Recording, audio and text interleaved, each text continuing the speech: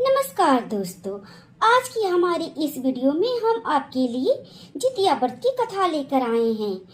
Video पसंद आए तो वीडियो को लाइक और चैनल को जरूर सब्सक्राइब करें। एक समय की बात है, नर्मदा नदी के पास कंचनवटी नाम का एक नगर था। नगर की पश्चिम दिशा में मरुभूमि थी जिसे बालूहाटा कहा जाता था। वहाँ विशाल पाकड़ का एक पेड़ था। उस पेड़ पर चील रहती थी। पेड़ के नीचे एक खोखर था जिसमें सियारन रहती थी। चील और सियारन में गहरी दोस्ती थी।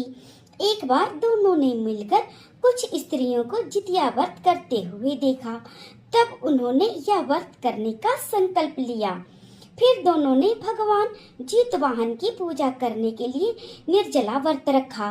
व्रत के दिन उस नगर में एक बड़े व्यापारी की मृत्यु हो गई और व्यापारी का दाह संस्कार उसी मरु स्थल पर किया गया। दिन बीतने के बाद जब रात हुई तब वहाँ का मौसम खराब हो गया। बिजली कड़कने लगी और बादल गरजने लगे। वहाँ पर बड़ा तूफान आ गया। अब सियारन को भूख लगने लगी। मुर्दा देखकर वह खुद को रोक ना पाई और उसने व्यापारी के शरीर को खा लिया और उसका व्रत टूट गया। पर चील ने संयम रखा और नियम व श्रद्धा से अगले दिन व्रत का पारण किया। फिर अगले जन्म में दोनों सहेलियों ने एक ब्राह्मण के परिवार में दो पुत्रियों के रूप में जन्म लिया। चील बड़ी बहन बनी, उसका नाम शीलावती रखा गया। शीलावती की शादी बुद्धिसेन के साथ हुई। सियारन छोटी बहन के रूप में जन्मी और उसका नाम कपूरावती रखा गया। उसकी शादी नगर के राजा मलाई केतु के साथ हुई। अब कपूरावती कंचनवटी नगर की रानी बन गई। भगवान जितवाहन के आशीर्वाद से शीलावती के 7 पुत्र हुए, पर कपूरावती के बच्चे जन्म लेते ही मर जाते थे। कुछ समय बाद शीलावती के 7 पुत्र बड़े हो गए। सभी राजा के दरबार में काम करने लगे।